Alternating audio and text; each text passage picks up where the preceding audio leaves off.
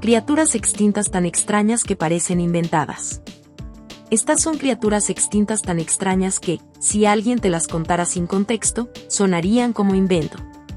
Y lo más inquietante es que no estamos hablando de monstruos al estilo fantasía, sino de animales reales, con huesos reales, hallados en rocas reales, que vivieron en la Tierra cuando el mundo era un laboratorio de ideas rarísimas. Hoy en Jurassic Files vamos a recorrer una lista que parece hecha para romperte el cerebro. Diseños que no deberían funcionar, pero funcionaron lo suficiente como para existir. Y te aviso algo desde ya, quédate hasta el final, porque mientras más avanzamos, más absurdo se vuelve. Si alguna vez pensaste la evolución siempre elige lo más eficiente, este video te va a poner a dudar. Y si te gusta este tipo de historias, suscríbete y comparte, porque aquí vas a salir con datos que casi nadie conoce y con una nueva obsesión por lo raro que fue nuestro planeta. Empecemos con algo que parece sacado del cuello de un lagarto y alguien se olvidó de detenerse a tiempo. Existió un animal llamado Tanystropeus. A veces lo vas a ver escrito o mencionado con errores, pero el nombre correcto es Tanystropeus, y lo primero que tienes que saber es esto: su cuello podía medir alrededor de 3 metros. 3 metros de puro cuello. Y eso sería curioso si el resto del cuerpo fuera igual de largo, pero no, el cuello era prácticamente la mitad del animal. La otra mitad era un cuerpo de reptil normalito y algo rechoncho, como si alguien hubiera armado un lagarto estándar y de pronto dijera, ok, ahora solo agrega cuello, pero en modo infinito.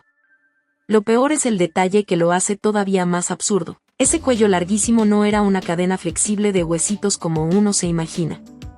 Tenía relativamente pocas vértebras para semejante distancia, alrededor de 13, y estaban tan estiradas que el cuello se comportaba casi como una vara rígida. Piensa en esto, tú tienes 7 vértebras cervicales. Una jirafa también tiene 7. Y aún así, una jirafa puede mover el cuello con gracia, girar, inclinarse, acomodarse. Tanystropeus, con 13 vértebras larguísimas, parecía más un poste viviente. No era el cuello de una jirafa, era un cuello de no puedo doblarme mucho, solo acompáñame y reza. Durante años, los científicos discutieron qué demonios hacía un animal así. Porque en tierra firme, cargar una vara de varios metros frente al cuerpo suena como una mala idea para casi todo, para correr, para huir, para pelear, para moverte entre árboles, para beber agua, para existir sin tropezarte con la vida. Algunos lo imaginaron en tierra, otros lo imaginaron más acuático, y la pelea no era por capricho, es que el diseño no grita una respuesta clara. Pero cuando se analizó mejor su estilo de vida, y se conectaron pistas de su anatomía con lo que había en su ambiente, una idea empezó a encajar mejor que las demás: este bicho cazaba peces. Y de pronto todo tiene sentido, pero solo si lo imaginas en el escenario correcto. Imagínate aguas poco profundas, quizá una laguna costera o una orilla tranquila. Un cuerpo relativamente discreto, más fácil de ocultar bajo el agua o cerca de la superficie. Y luego, sobresaliendo, un cuello largo y delgado con una cabeza relativamente pequeña. ¿Por qué eso importa? Porque para un pez, el peligro más obvio es lo grande, lo que hace sombra, lo que se mueve como masa, lo que vibra el agua. Un cuello delgado y una cabeza pequeña pueden ser una trampa visual. El pez ve algo pero no lo interpreta como un depredador enorme, porque el cuerpo real está lejos. Entonces Tanystropeus podía quedarse casi inmóvil, con el cuerpo escondido, y acercar la cabeza a la zona de peces sin delatar el tamaño total. Y cuando la presa estaba a distancia, las mandíbulas cerraban y se acabó. Básicamente, un depredador que usaba el cuello como si fuera una herramienta de alcance, una especie de lanza biológica para pescar sin acercar el cuerpo. En el agua, esa locura funciona. Pero en tierra sigue siendo un reptil que camina con un cuello de 3 metros que no se dobla bien, y eso suena como una receta para vivir estresado. Y aquí viene el primer golpe de realidad del video: que algo sea raro no significa que sea tonto. Solo significa que funcionaba en un contexto muy específico. Si el ambiente cambia, si el ecosistema cambia, si la forma de conseguir comida cambia, tu diseño rarísimo deja de ser una ventaja y se vuelve una condena. Y por eso este tipo de criaturas parecen inventadas, porque su éxito dependía de un mundo que ya no existe. Y ahora, si lo piensas, La mayoría de los animales que vuelan o planean usan sus extremidades delanteras, ¿no? Aves, alas delanteras. Murciélagos, alas delanteras. Pterosaurios, alas delanteras. Incluso los planeadores modernos suelen usar membranas conectadas a la parte frontal del cuerpo. Es como si la naturaleza dijera, la solución está aquí, en los brazos. Bueno. Hubo un animal que vio eso y dijo, no, yo voy al revés. Se llama Saurobipteryx, y en algunos guiones o videos lo vas a oír como Saurobipteryx u otras variantes. Este animal no tuvo alas en las manos. Las tuvo en las patas traseras. Sí, leíste bien, la membrana de planeo se extendía formando una especie de triángulo entre las patas traseras y la cola, como un ala delta, como si fuera un avioncito de papel raro. Las patas delanteras eran pequeñas y no parecían ser el motor principal del planeo. Entonces, cuando se lanzaba desde un punto alto, la parte trasera hacía el trabajo grande de sostenerlo en el aire, y la parte delantera iba como colgando en comparación. Es un diseño tan contrario a lo que vemos en casi todo lo volador que por eso se hizo famoso, porque parece un error de ensamblaje, pero fue real. Y aquí hay un detalle que lo vuelve todavía más misterioso. De este animal se conoce muy poco. No es el típico caso donde hay cientos de fósiles y puedes comparar de todo. Con Saurobipteryx, lo que tenemos es limitado, y por eso hay cosas que se debaten.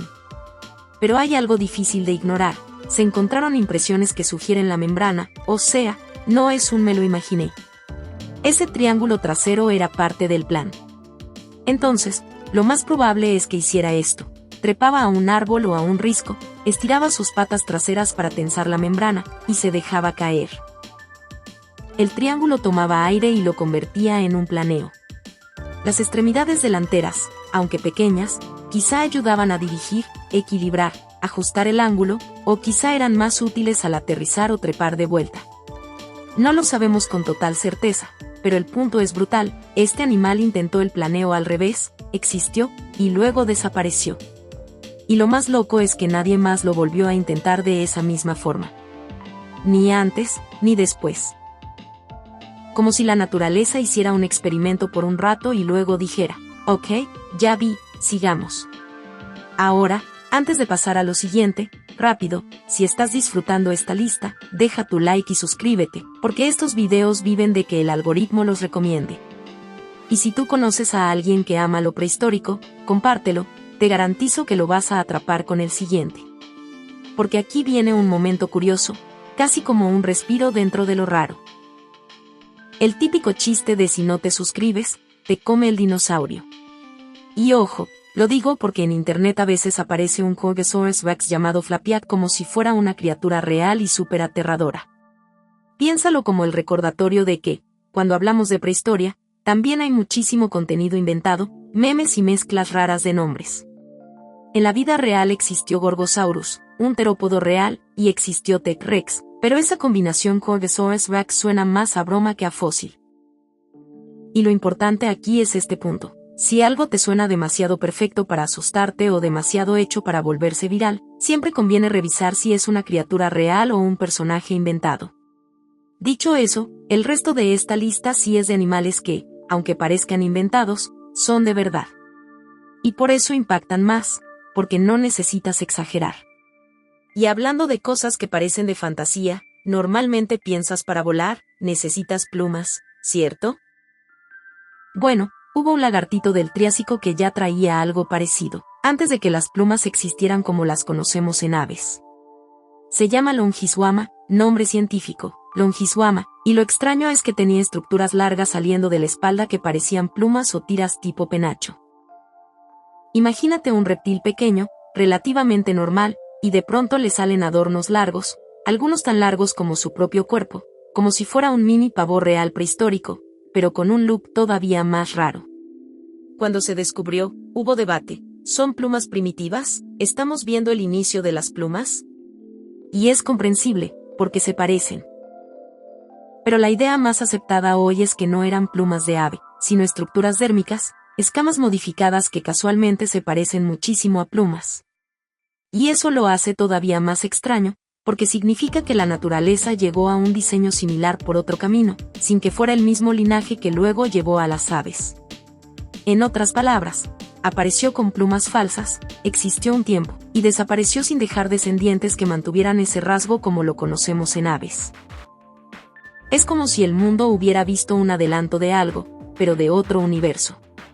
¿Para qué servían? La explicación más simple es la más humana, para presumir. Exhibición. Reconocimiento. Competencia.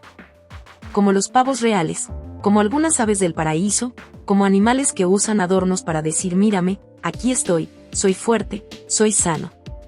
Longiswama vivía en un mundo donde ese tipo de señal también podía funcionar.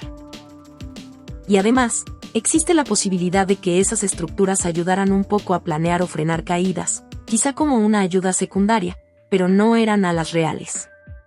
El punto es que esto no fue el inicio directo del vuelo de aves.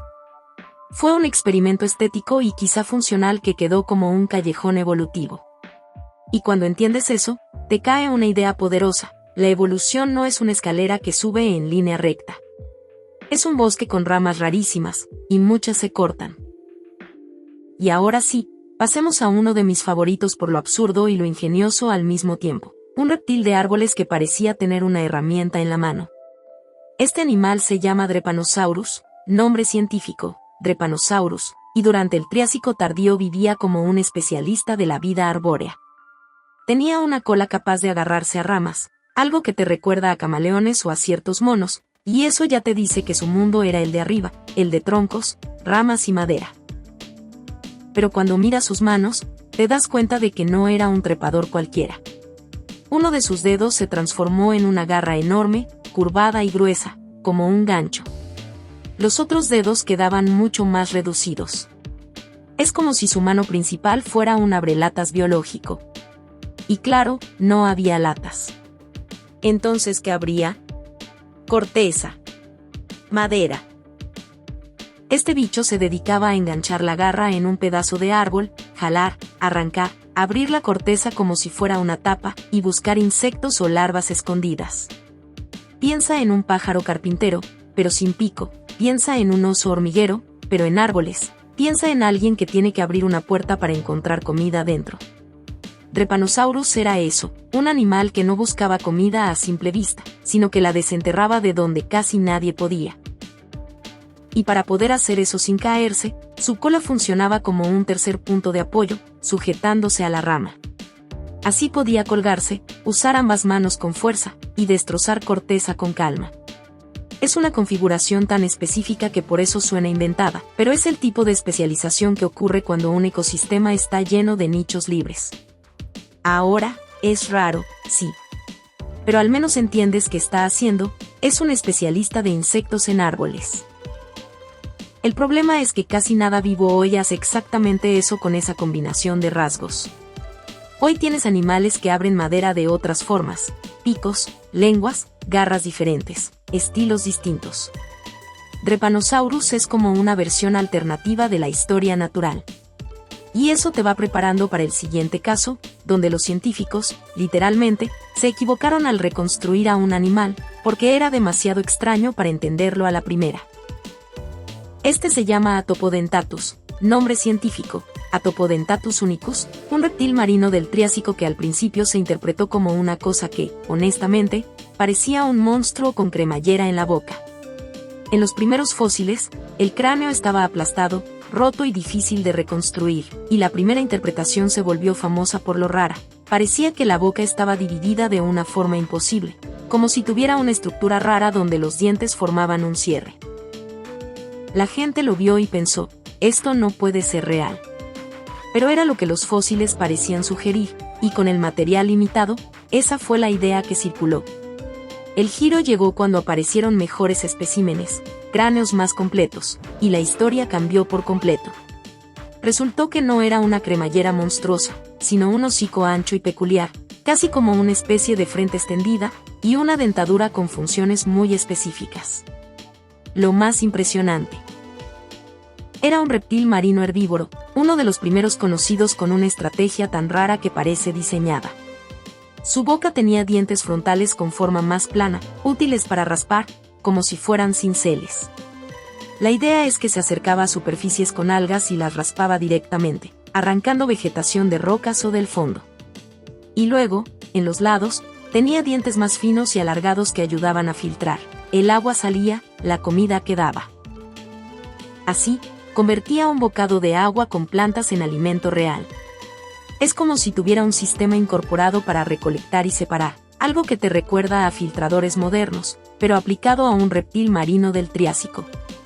Y aquí está la lección: no solo existen animales raros, existen animales que son tan raros que incluso cuando los tienes en la mano, puedes reconstruirlos mal durante años, porque tu cerebro intenta forzarlos a encajar en algo conocido.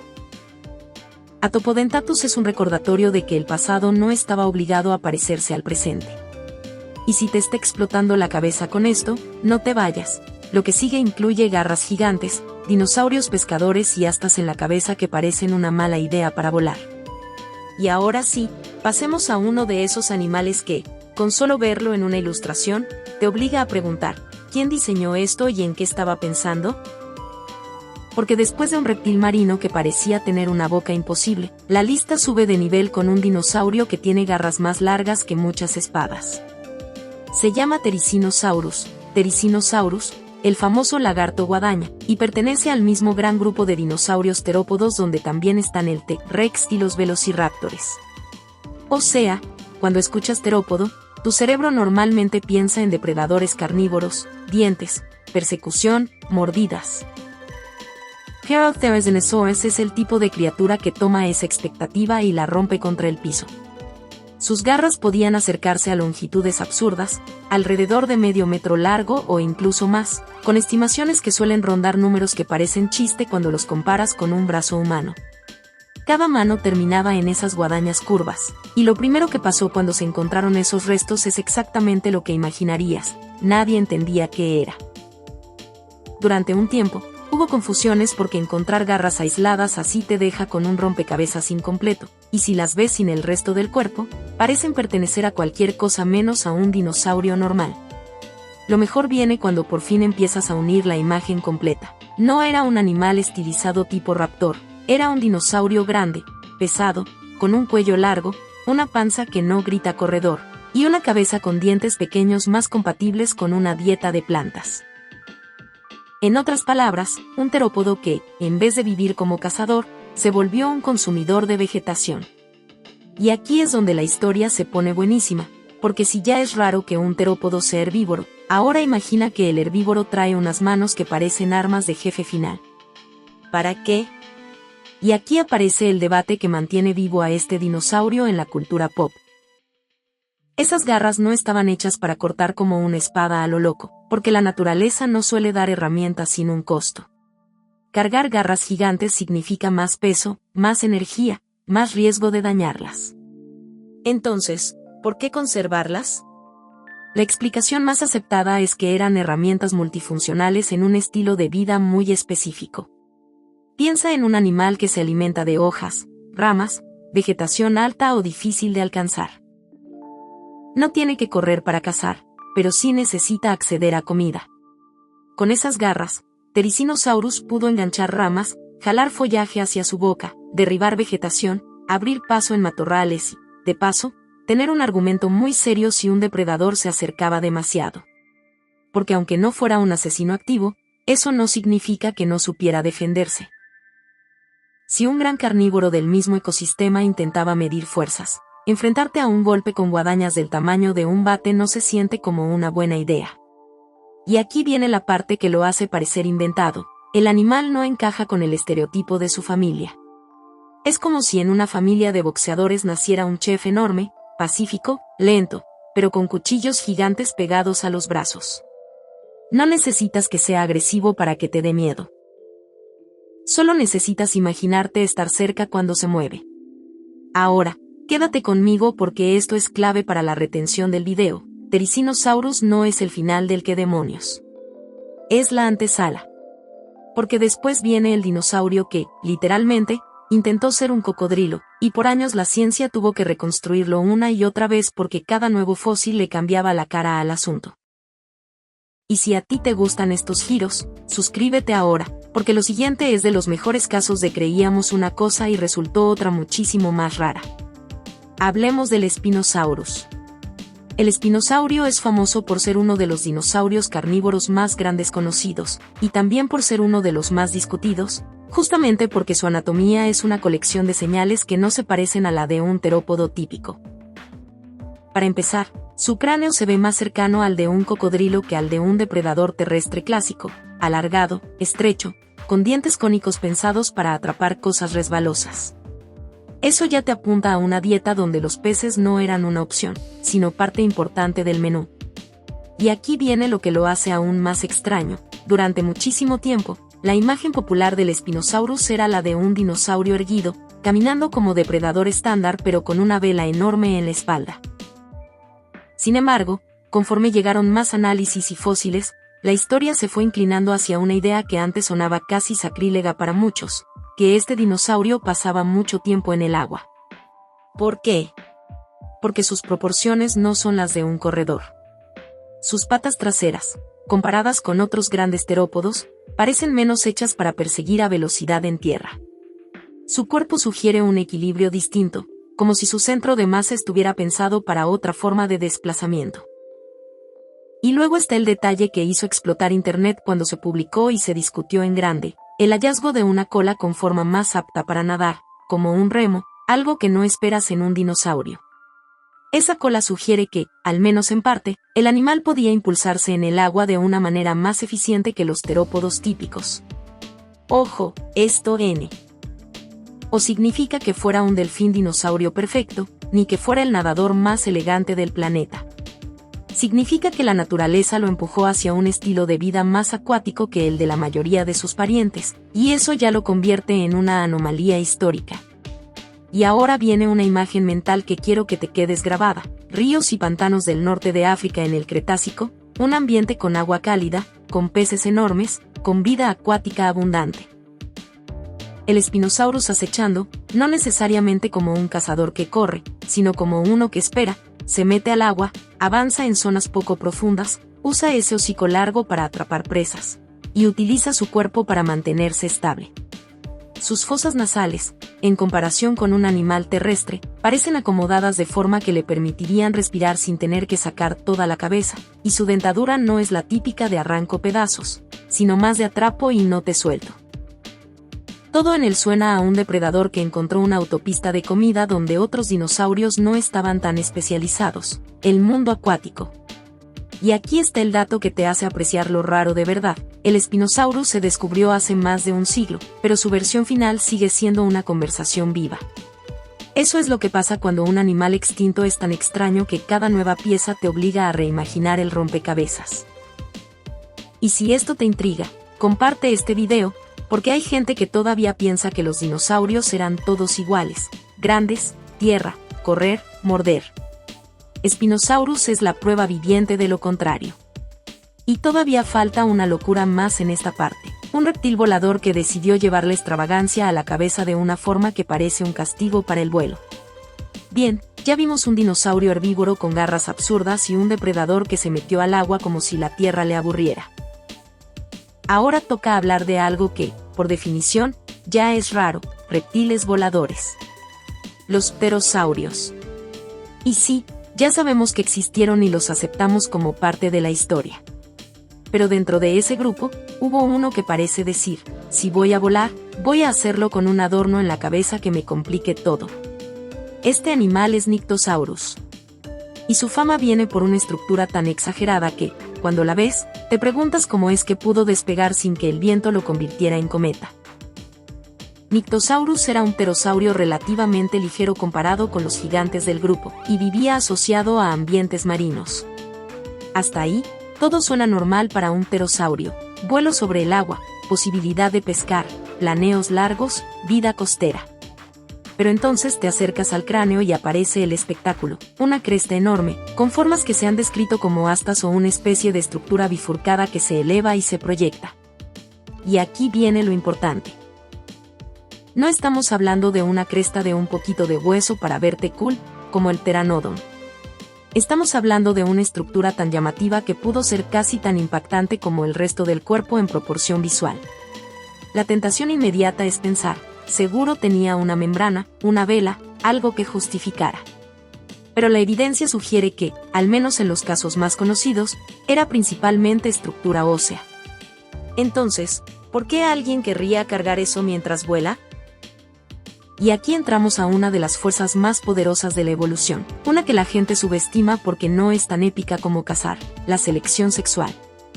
En pocas palabras, si algo te hace más atractivo para reproducirte, puedes sobrevivir incluso si te vuelve menos eficiente en otras cosas, siempre y cuando el beneficio final sea que dejas descendencia.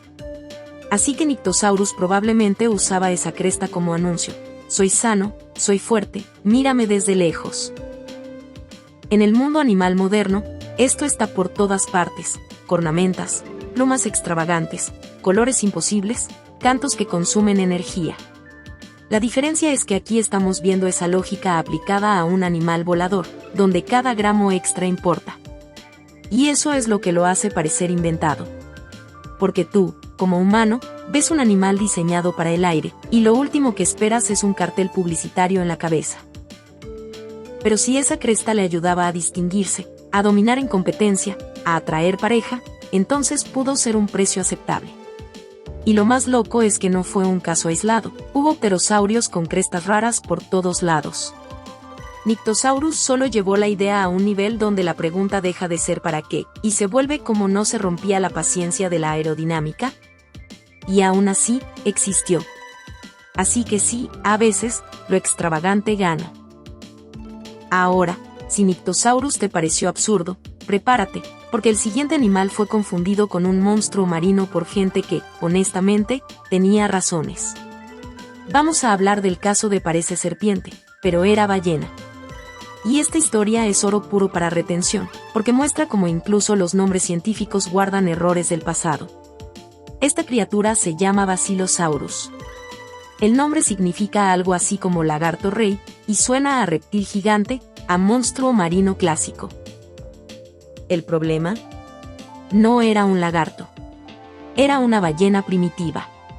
En el siglo XIX, cuando se empezaron a encontrar sus restos en lugares como Alabama, lo que aparecía eran vértebras largas, un cuerpo extremadamente alargado, y una forma que no encajaba con la idea mental de ballena que tenía la gente.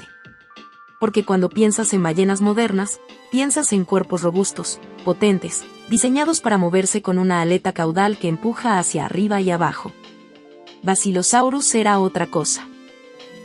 Un animal largo, más serpentino en apariencia, capaz de ondular su cuerpo con mayor flexibilidad lateral de lo que esperas en un cetáceo moderno.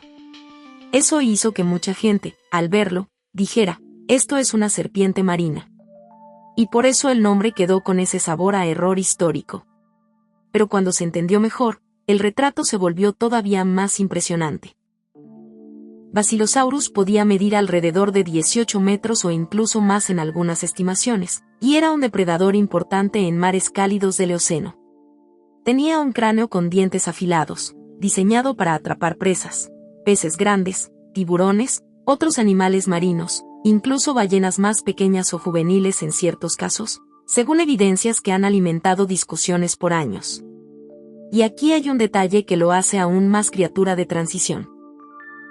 Basilosaurus todavía conservaba pequeñas extremidades traseras.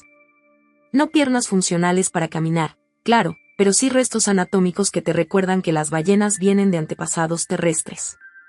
Es como ver un fantasma evolutivo pegado al esqueleto, recordándote: esto antes caminaba. Imagina encontrarte el esqueleto y ver esas patas pequeñitas donde no deberían estar. Ese detalle solo, ya parece inventado. Y sin embargo, es parte de lo que hace tan fascinante a Basilosaurus. No es una ballena moderna grande, es un capítulo en el proceso de cómo un mamífero terminó dominando el mar. Y lo hizo con un cuerpo que hoy nos parece raro, porque el océano todavía estaba probando diseños. Basilosaurus no es un error, es un experimento exitoso en su época. Fue lo suficientemente eficiente para existir, cazar y dominar su entorno. Y luego desapareció, como desaparecen muchas ramas antiguas, dejando la historia para sus parientes posteriores. Después de una ballena que parece serpiente y un pterosaurio que carga una estructura en la cabeza como si no le importara el viento, toca regresar a tierra. Y aquí es donde las criaturas extintas se ponen especialmente raras, porque cuando hablamos de mamíferos, la gente cree que ya se parecen más a lo de hoy. Y sí, pero también hubo mamíferos que parecían combinaciones de animales actuales, como si alguien hubiera mezclado piezas sin avisar. El primero de esta recta final es un clásico de lo inexplicable, Macrauchenia. Macrauchenia fue un mamífero de Sudamérica, de esos que existieron cuando ese continente estuvo aislado por muchísimo tiempo, desarrollando fauna propia que no encajaba con los moldes de otros lugares. Y a simple vista, el cuerpo de Macrauchenia te puede recordar a una llama o un camello, patas largas, cuello largo, un animal hecho para moverse por espacios abiertos. Pero luego miras el cráneo. Y el cráneo te arruina la comodidad. Porque las fosas nasales no están donde esperas. En vez de estar al final del hocico, están mucho más arriba, en una posición que sugiere que tenía una especie de trompa corta o al menos un hocico flexible, parecido a lo que podría tener un tapir, no un camélido típico. Y ese detalle, en cuanto lo imaginas con piel y músculo, lo convierte en un animal que parece inventado, un camello sudamericano con mini trompa. Lo más interesante es que por años y años, Macrauchenia confundió a los científicos. No era un caballo. No era un camello. No era un elefante. No era un rinoceronte. Era parte de un grupo propio de mamíferos sudamericanos que evolucionaron a su manera. Y con el tiempo, con técnicas modernas y análisis más finos, se fue aclarando su lugar en el árbol de la vida. No era un camello raro, era su propia historia evolutiva. Y lo más loco es que sobrevivió hasta tiempos relativamente recientes en escala geológica. Hablamos de decenas de miles de años, no de dinosaurios. Eso abre una posibilidad que te deja pensando. Humanos tempranos en Sudamérica pudieron haber visto animales parecidos a esto en vida. Imagínate estar en un paisaje antiguo y ver pasar una manada de criaturas con silueta de camélido, pero con cara extraña, con nariz alta y flexible. Si alguien lo dibuja, parece criatura mitológica. Pero fue real. Y ahora, si creías que trompa rara era el límite, viene algo todavía más absurdo, un pariente antiguo de elefantes que llevaba la mandíbula como herramienta. El siguiente es Platyvelodon, a veces lo verás escrito de formas raras, pero la idea es esa, y este animal se volvió famoso por su boca, porque su mandíbula inferior parecía una pala. Literalmente. Imagina un elefante antiguo, con un cuerpo grande, con trompa, con el look general de un proboscideo. Y de pronto, la parte de abajo de la boca se alarga hacia adelante y se aplana, formando una estructura ancha, como una cuchara o pala gigante. Encima de esa pala, sobresalen colmillos inferiores aplanados, y la idea visual parece una broma. Durante mucho tiempo, la interpretación popular era que vivía en zonas pantanosas y que usaba esa mandíbula como excavadora para sacar plantas acuáticas, como si estuviera palando el fondo. Y suena lógico cuando lo ves, porque tu cerebro dice: eso parece herramienta de cavar. Pero cuando se analizaron patrones de desgaste, la historia se volvió más específica y más interesante. En lugar de ser una pala para barro, esa mandíbula pudo funcionar más como una herramienta para cortar y arrancar vegetación, como si fuera una tijera extraña. Apretaba, jalaba, desgarraba ramas o plantas, y los colmillos y dientes trabajaban como un sistema de corte. No era un elefante normal comiendo con trompa y colmillos estándar. Era un elefante con una boca herramienta que la evolución probó durante un tiempo, y luego abandonó, porque otros proboscideos con diseño más clásico terminaron dominando. Y aquí está el patrón que quiero que notes, porque es el corazón del título del video. Muchas de estas criaturas parecen inventadas porque son experimentos. Algunas estrategias funcionan en un mundo, con ciertas plantas, ciertos climas, cierta competencia. Cambias esas condiciones y el experimento deja de ser el ganador. Eso no significa que estaba mal, significa que el planeta cambió el juego. Ahora, el siguiente es el golpe final en términos de esto parece un jefe de videojuego. Porque vamos a hablar de un mamífero enorme con cuernos que no encajan con lo que conoces hoy, y que pertenecía a una rama tan rara que no tiene equivalentes vivos directos. Este es Arsinoitherium. Imagínalo como un animal del tamaño de un rinoceronte grande, pesado, herbívoro, que vivía en África hace decenas de millones de años cuando el ambiente era más tropical y húmedo en ciertas regiones. A primera vista, si alguien te lo describe sin nombre, tú dirías, ok, rinoceronte. Pero no. No era rinoceronte. La cara es lo que lo delata. Arsinoitherium tenía 2 cuernos enormes en la zona de la nariz, grandes, fuertes, y además presentaba protuberancias adicionales en la parte frontal del cráneo. En total, su silencio visual es la de un animal con múltiples estructuras óseas que parecen diseñadas para impacto. Y la razón más probable es la misma que hemos visto en muchos animales modernos con cuernos o cornamentas: competencia, dominancia, peleas entre individuos, exhibición, defensa. Los machos probablemente se empujaban, chocaban, se medían. Y en un mundo donde había depredadores grandes y cocodrilos enormes cerca del agua, tener una cabeza con armamento no era un detalle menor. Lo que lo vuelve todavía más extraño es su parentesco. No es un rinoceronte antiguo. Pertenece a un grupo diferente, una rama propia de mamíferos que se extinguió, y por eso parece tan alienígena. No tenemos un equivalente moderno que te haga decir es como un X. Es como si la Tierra hubiera tenido su propio rinoceronte alternativo, con su propio estilo, sus propios rasgos, su propia historia. Y desapareció. Un callejón evolutivo que, sin fósiles, sonaría a criatura inventada por alguien que combina animales. Pero ahí está, huesos, cráneos, evidencia. Y aquí viene el cierre con la idea principal del video. Cuando decimos parecen inventadas, no es porque el pasado fuera fantasía. Es porque nuestro presente es solo una versión del mundo. Nosotros vivimos en un planeta donde ciertos diseños ganaron y se volvieron comunes. Pero la historia de la vida está llena de diseños raros que funcionaron durante millones de años, dominando sus nichos, hasta que el juego cambió. Y eso es lo que a mí me fascina, no solo que existieran, sino que fueron lo suficientemente exitosos como para dejar huella. Si llegaste hasta aquí, te lo agradezco de verdad. Eso significa que te gustan las criaturas raras tanto como a mí.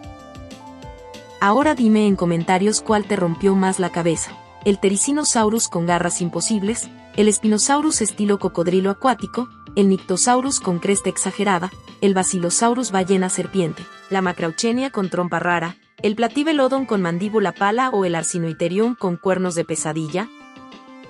Dale like para que este video le llegue a más gente curiosa. Suscríbete para más historias de criaturas extintas y misteriosas, y compártelo con alguien que ame lo prehistórico, porque si algo dejó claro este viaje, es que la realidad antigua fue más rara que la ficción.